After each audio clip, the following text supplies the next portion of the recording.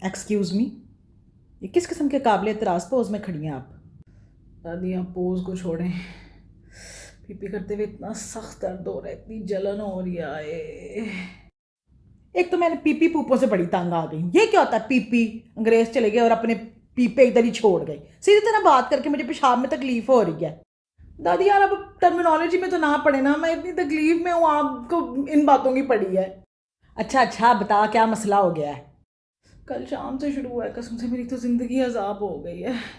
बार बार washroom जा रही हूँ लेकिन फिर भी ऐसे लगता है थोड़ी देर बाद दोबारा आ गया यूरिन, और इतना जल जल के आ रहा है। बिल्कुल यही कुछ मेरे नाल लास्ट रमज़ान च होया सी। तोबा तोबा, डॉक्टर ने मुझे बताया था कि कोई पेशाब का इन्फेक्शन हो गया है। इन्फेक्शन? ठीक, मैं नहीं बताती कि क्या हुआ था, जाओ जाओ तड़फो जाके। अच्छा अच्छा अच्छा बताएं बताएं प्लीज़, सॉरी सॉरी सॉरी, अब नहीं कहती, बताएं बताएं ना। हाँ तो डॉक्टर ने कहा था कि इन्फेक्शन हो गया पेशाब में, ठीक है ना? तोबा, जान निकल गई सी मेरे से, तोबा तोबा। अम्मी को मैंने बताया था, वो मुझे कही थी क्रैनबेरी जूस पियो, 2 दिन में ठीक हो जाएगा। एक तो मुझे ये लगता है कि बचपन में तेरी माँ को यकीनन डॉक्टर बनने का शौक था, ओहदा पूरा नहीं होया ते हुण पूरे महल्ले का इलाज करके अपना शौक भी पूरा कर दिए। तो दादी आपको डॉक्टर ने क्या बताया था? क्रैनबेरी जूस पीने से कुछ नहीं होता, सब लोग तो कहते हैं, इतने लोग पीते हैं, डॉक्टर भी कहते हैं कि पिए ठीक हो जाएगा। बेटा बात सादा अल्फाज में इस तरह है कि जो भी बीमारी होती है ना, उसके कुछ वजूहात होती हैं और कुछ आगे उसके असरात होते हैं। जैसे कि देखो आप लोग बीमारियां हो, ठीक है, हमारी जिंदगी में तो आपके जो असरात है ना, जैसे आपकी बदतमीजियां, आपका बात ना मानना, ना पढ़ना, शोखियां करना, ये सब साइंस एंड सिम्टम्स हैं जो हमें बर्दाश्त करने पड़ते हैं, ठीक है। आप लोगों की इन बदतमीजियों की वजह है आप लोगों के माँ बाप की तरबियत, जो कि इंतहाई खराब है, ठीक है ना, जिसकी वजह से ये सब बीमारियां हुई हैं। अब मैं तुम लोगों को रोज कुटूं और तुम लोगों को कहूं कि भाई ये ठीक हो जाए बीमारियां, तो वक्ती तौर पर तो तुम लोग ठीक हो जाओगे, लेकिन जब तक तुम लोगों की तरबियत जिन्होंने की है, जब तक वो नहीं ठीक होंगे ना, तुम लोगों की हरकतें नहीं बदलनी। समझ में आई है? इसी तरह आपको जो बीमारी है ना, पेशाब में इन्फेक्शन, उसके असरात ये सड़ सड़ के पेशाब आना, तकलीफ होना, खुल के ना आना, बार बार आना, ठीक है ना। लेकिन इसकी वजह वो जरासीम है जिनकी वजह से ये इन्फेक्शन हुआ है, ठीक है, जो आपके पेशाब वाली नाली में जरासीम बढ़ गए हैं। इसलिए ये जूस जो है ये पीने से चलो ठीक है, थोड़ी बहुत जो पेशाब की तजाबियत है वो कम होती है, तकलीफ कम होती है, लेकिन वजह जो है, जो इन्फेक्शन है, वो तो वहीं का वहीं है। तो जब तक हम उसको ट्रीट नहीं करेंगे तब तक कैसे मसला हल होगा?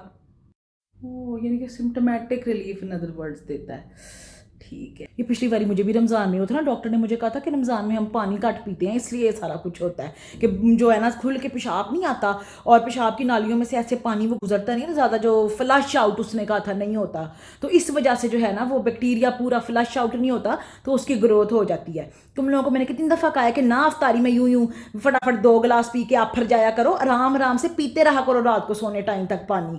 2 गिलास अफ्तारी में पिया और एक सहरी में पिया, 3 गिलासों से क्या बनता है इतनी गर्मी में है? तो नाले ये जो एक वजू के साथ तुम लोग 4 4 नमाजें पढ़ने के लिए पेशाब रोक रोक के रखती हो ना, इंतहाई गलत बात है। ये पेशाब रोकने से भी इस तरह के इन्फेक्शन ज़्यादा होती हैं। अब क्या करना है? एंटीबायोटिक लेनी पड़ेगी। तो दादी आपके पास वो नुस्खा तो होगा ना, डॉक्टर ने आपको लिख के दिया था प्रिस्क्रिप्शन, मुझे बता दें, मैं भी वही ले लूँ, ठीक हो जाऊँ ताकि। तोबा तोबा तोबा, मैं कोई जाहल औरत हूँ जो इस तरह करूँ कि अपने नुस्खे पूरे मोहल्ले में बांटती फिरूँ कि ये लो हर कोई इसी से इलाज कर ले। क्या फ़ायदा हुआ फिर मेरा इतना वोक होने का है? जब भी बीमार होना है डॉक्टर के पास जाके दवाई लेनी है, खुद से नहीं दवाइयाँ फकनी। समझ में आई?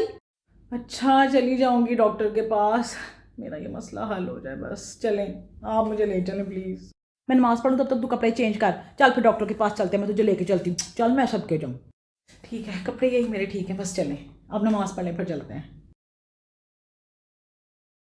जी ऑलमोस्ट सब चीज़ों के बारे में आपने ऑलरेडी इनको गाइड कर दिया और काफ़ी ठीक गाइड किया है ये। हाँ लेकिन एक चीज़ इंपॉर्टेंट है कि जब भी आपने क्लीन करना है तो हमेशा आगे से पीछे की तरफ क्लीन करें, यानी वॉशरूम जाने के बाद जब भी आपने अपने आप को धोना है तो पहले आगे से अपने आप को धोएं, फिर पीछे से धोएं। हाँ ये बात एक मुझे याद नहीं रही, कितनी दफ़ा तुम लोगों को बचपन से मैंने समझा रही हूँ कि पहले आगे से वॉश करते हैं फिर पीछे से। अब देखें घर हो तो पहले हम सामने वाला सेन साफ करेंगे ना, ये नहीं कि पीछे वाले सेन का गंद ला के आगे भी लिम्ब लें। इसमें ये होता है कि अगर आप पीछे से आगे की तरफ क्लीन करें अपने आप को तो अक्सर अगर आपने पखाना किया हो तो उसके कुछ ज़रात आपके यूरिनरी ट्रैक में जा सकते हैं और इन्फेक्शन कॉज कर सकते हैं। तो आपने हमेशा आगे से पीछे की तरफ साफ़ करना है, और अगर शादीशुदा हो तो हमेशा इंटरकोर्स के बाद अपने शौहर से मिलने के बाद ज़रूर यूरिन एक दफ़ा पास करें और अपने आप को अच्छी तरह क्लीन करें।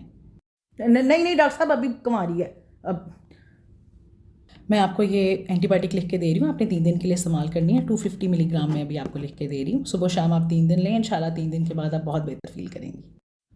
ڈاکٹر صاحبہ یہ 250 ملی گرام کافی ہوگی, مطلب تھوڑی ڈوز نہیں ہے یہ؟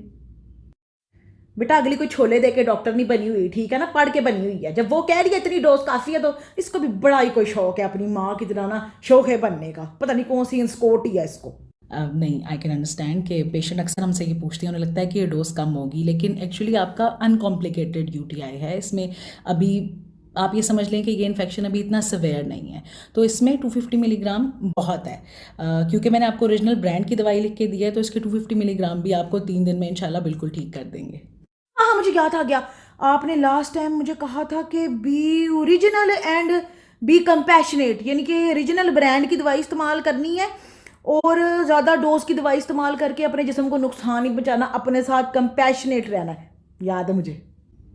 ایگزیکٹلی, آپ کی یاداشت ماشاء اللہ بہت اچھی ہے.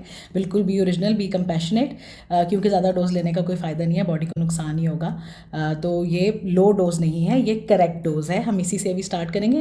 فکر ہی نہ کریں, میں پورے 3 دن اس کو دوں گی اچھی طرح دوائی, اور میں دیکھتی ہوں یہ پانی کس طرح نہیں پیتی. بیٹا افطاری کے بعد سے تو دیکھ رہا ہے, سونا نہیں ہے, میں تجھے گھونٹ گھونٹ پانی پلاتے رہنا ہے, خود بھی پیتے رہوں گی.